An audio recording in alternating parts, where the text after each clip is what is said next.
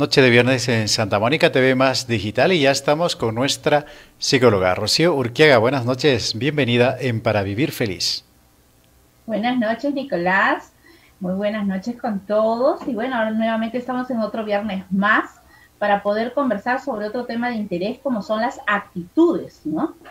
Así es, emocionalmente correctas, ¿verdad? Porque estamos viviendo ya el Adviento. Conversaba con los protagonistas de Noche de Viernes en el espacio anterior y ya nos acercamos a la Navidad, Rocío, el tiempo de paz, de la paz, del amor, de la reconciliación. Ya a veces no necesariamente es así, no hay paz, ni amor, ni reconciliación, porque aquellas actitudes que hemos despertado no son emocionalmente correctas. Vamos a hablar de estas actitudes que tenemos que despertar en este tiempo de la Navidad. ¿Y qué entendemos por esas actitudes emocionalmente correctas, Rocío?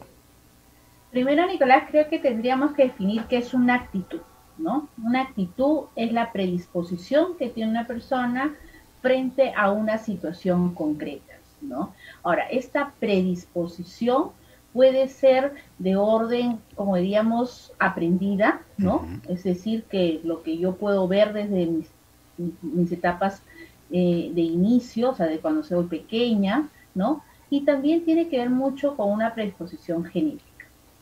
Perfectamente. Nos decías tú que puede ser una predisposición nuestra, pero también genética. Esto me ha sorprendido un poco. Explícanos sobre esto. Bueno, algunos especialistas sostienen que las actitudes genéticamente hablando, algunas se heredan, ¿no? De padres a hijos, ¿no? Por eso a veces te encontramos ciertas similitudes, ¿no? En padres e hijos que, por ejemplo, suelen tener una predisposición frente a algo. Por ejemplo, hay gente que puede ser muy nerviosa ante situaciones nuevas, por ejemplo, ¿no? Entonces, eso, la ansiedad es algo que también tiene un contenido genético.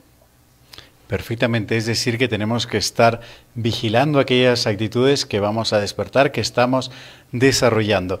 Rocío, decíamos que estamos ya próximos a la Navidad, vamos a entrar ya a la tercera semana del Adviento, la cuarta, y automáticamente la Navidad. ¿Qué actitudes no deben faltar en este tiempo? ¿O cuáles son aquellas que tenemos que provocar en este tiempo de espera, tiempo de paz, tiempo de amor? Bueno, en realidad hay muchos tipos de actitudes, pero en principio en esta temporada sería la primera actitud sería de orden positiva, ¿no? Esa actitud que considera, a pesar de que estamos en situaciones, como decir, complicadas por el tema de pandemia, y en fin, asumir una actitud más que nada de sacarle provecho a las cosas, ¿no? Sacarle el lado positivo a la situación, ¿no? Por ejemplo, hoy en día, algunas personas, es verdad que nos estamos en un tema de aislamiento, no podemos tener reuniones, sin embargo, si lo vemos desde otro lado, podemos asumir que este periodo nos ha permitido afianzarnos más como familia, capaz establecer mejores canales de comunicación entre los miembros de la familia, capaz conocernos un poco más, nos faltaba un poco más conocernos, entre otras posibilidades o sacarle, como se dice, el lado bueno a la situación, ¿no? Esto es muy importante, sacar el lado positivo a aquella situación que no necesariamente es buena, como la que estamos viviendo actualmente, ¿verdad? Estamos aislados, no estamos haciendo muchas cosas que normalmente hacíamos antes. Y me pregunto, Rocío, decías tú, al sacar el lado bueno, el lado positivo de las cosas, estamos intentando reírnos de aquellos problemas o de aquellas situaciones que puedan generar un malestar familiar y personal. ¿Qué espacio o qué lugar debe jugar aquí o debe ocupar el humor en nuestras relaciones cotidianas? Bueno, es lo que se llama el sentido del humor, ¿no? Que es una actitud que es asumir la vida con alegría, ¿no? Que de alguna manera reírnos hasta de nosotros mismos, ¿no? Algunos errores, de alguna situación que en verdad tomarlo desde el lado cómico, por decirlo así, ¿no? Y no que esto se convierta en una tragedia, por llamarlo así, ¿no? Entonces, eso es algo que también se aprende, ¿no? Qué bonito. ¿Y cómo hacemos esto de reírnos de nosotros mismos? Normalmente, Rocío, solemos ser irónicos, ser burlones, practicar el humor, pero a costa de otra persona. ¿Cómo hacemos para reírnos de nosotros mismos? Bueno, eso de la burla, eso no está bien, ¿no? Porque eso está hablando de actitudes negativas, ¿no? Que podemos tener, ¿no? Sin embargo, cuando hablamos de reírnos de nosotros mismos, es sacarle el lado de humor, ¿no? Como que es algo que estamos aprendiendo, ¿no? No menoscabando nuestra autoestima, sino como en lugar de verlo trágico, sonreír, ¿no? O en lugar de decir, ay, qué tonto fui, o lanzar una palabra muy agresiva hacia uno mismo, tomarlo del lado cómico, ¿no? Por ejemplo, los que practican teatro, los que hacen clown, por ejemplo, ellos son es una de las primeros aprendizajes en esta rutina de artística, es el empezar a reírse de uno mismo, ¿no? Claro, sin llegar a maltratarse, ¿no? Perfecto, y además que es muy terapéutico. Solía decir un profesor mío en la facultad, aquella persona que tolera el fracaso, que sabe reírse de sus propios errores, es una persona que va madurando en el campo de la afectividad, en el campo psicológico y emocional. Rocío, muchas personas dirán, oye, pero es que la cosa, la situación no está tan bien como para reírnos. ¿Qué hacemos si tenemos un ambiente negativo, un ambiente muy difícil, muy complicado? De hecho, muchas personas están viviendo historias que probablemente sean oscuras, historias que les lleven al fracaso y digan, oye, es que no hay espacio para la risa, para el humor. ¿Qué hacemos en ese caso? Porque partimos de la premisa que siempre hay espacio para el humor y siempre para la tolerancia al fracaso. Es que aquí, Nicolás, viene esa capacidad de afrontamiento, o sea, cómo afrontamos la vida, ¿no? Entonces, si yo voy a afrontar la vida de una manera negativa, renegando, maldiciendo, en fin, asumiendo, irme con ira frente a las demás personas, esto en lugar de ayudarme, me va a menoscabar, ¿no? Entonces, en principio, detectar esas emociones negativas para luego, como se dice, dar un quiebre y buscarle ese lado positivo que nos va a ayudar mucho nosotros como personas, ¿no? Por ejemplo, esa actitud de confianza también en uno mismo, ¿no? Es verdad, estamos viviendo situaciones muy difíciles, pero hay ese tema de confiar que las cosas van a salir mejor, que podemos aceptar, claro, la situación porque no estamos desconectándonos de la realidad. Sin embargo, la intención es que vamos a trabajar para hacer algo mejor, ¿no? Es hablar un poco de la confianza que tenemos con nosotros mismos, ¿no?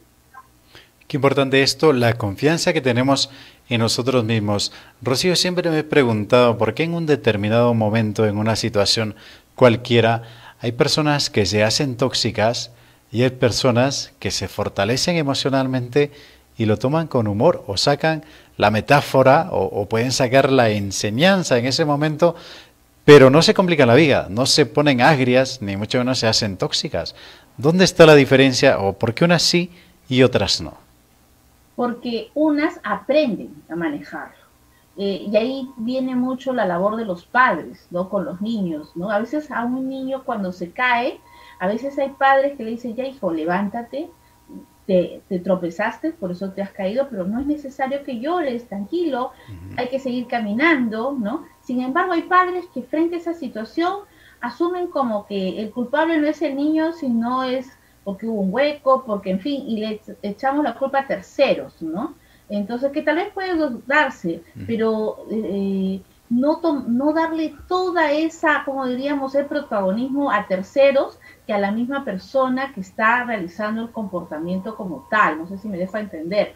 Aquí la idea, más que nada, es asumir la responsabilidad que tenemos y darle, como se dice, un matiz aceptable, digerible, desde un punto de vista que esto lo vamos a poder superar. Por eso ahí viene el tema de la confianza en uno mismo, ¿no? Y una flexibilidad también de pensamiento, ¿no?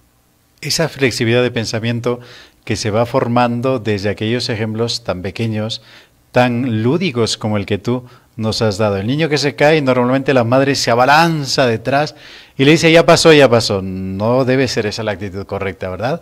Hacerle ver de que se ha caído, pues lo lógico es levantarse otra vez para que no vuelva a repetir los mismos errores. Rocío, vamos a imaginar que en este tiempo, y de hecho es así, van llegando, no como antes, pero vamos teniendo visitas de fuera. Normalmente se junta la familia, se juntan los amigos, o ahora a través incluso de la tecnología se reúne mucha gente distante y distinta de diferentes lugares. ¿Qué pasa si hay un ambiente no muy agradable, no es un ambiente relajado, sano ni saludable, y tenemos una situación muy tóxica, un ambiente muy lleno de tensión? ¿Qué hacemos en este momento para nosotros desarrollar aquellas actitudes que tú nos has comentado y no salir reventando ni causando una sensación desagradable en ese ambiente familiar? Claro, cuando la situación o el clima es tóxico, es desagradable, hay situaciones en las cuales capaz podemos cambiarle el matiz en ese momento al clima que se pueda estar viviendo, ¿no? Pero tiene que ver mucho la predisposición, ¿no?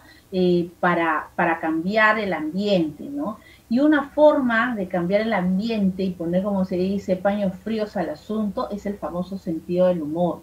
Pero un sentido del humor, pues, saludable, ¿no? No ese sentido del humor negro, burlón, sarcástico, que definitivamente lo que va a avivar son sentimientos negativos, ¿no? Entonces, por el contrario, que de alguna manera nos dé un aire fresco a la conversación o a la reunión en todo caso, ¿no? Perfectamente, Rocío.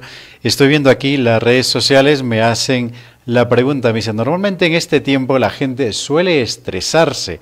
¿Cómo hacemos para gestionar bien el estrés? Y podemos agregar ahí, ¿no? Y no fracasar en el intento. Claro, o sea, por ejemplo, aquí en Lima, bueno, antes, bueno, ahora todavía, como yo no salgo mucho, no veo, pero en años anteriores... Es terrible. Era terrible. Sí, el sí, tráfico, la gente que va y viene, la prisa. Es que yo me pongo en el pellejo, me pongo en el papel de los cajeros del supermercado el 24 de diciembre o el 31 de diciembre de 11 para adelante. Ellos quieren ir a casa, quieren llegar a casa y la gente a comprar a última hora. Por ejemplo, en ese ambiente de tensión, ¿cómo salimos bien librados ahí? Por ejemplo, ahí se trabaja mucho el famoso clima laboral, ¿no? Y por eso acompañan, por ejemplo, la música. La música es un buen elemento, un buen recurso en estos casos para que un poco el nivel de tensión bajarla, ¿no? Acompañarlo también en este caso a los trabajadores o los colaboradores con detalles, ¿no? Por ejemplo, ellos están mucho de pie y facilitarles un ambiente cómodo, capaz facilitarle un poco de bebida, porque acá en Lima hace mucho calor en esta temporada y más con la afluencia de gente, ¿no?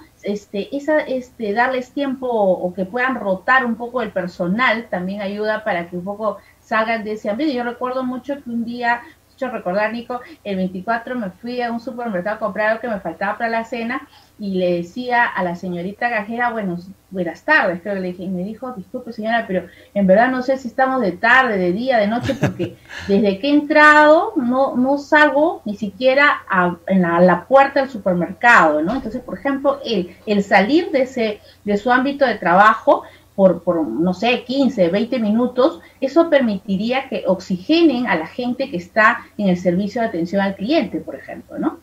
Perfectamente, son recomendaciones muy prácticas, ¿no? Yo lo que haría, Rocío, sería poner un autobús o una combi o un taxi para cada trabajador para que pueda llegar a casa, porque lo que todos quieren es estar el 24 a las 00 horas o a las 12 de la noche en casa. Rocío, como siempre, un placer conversar contigo y gracias por mejorar nuestra inteligencia emocional. Gracias a ti, Nico, y a todos tus oyentes. Y pues bueno, aquí estamos y nos vemos el próximo viernes nuevamente.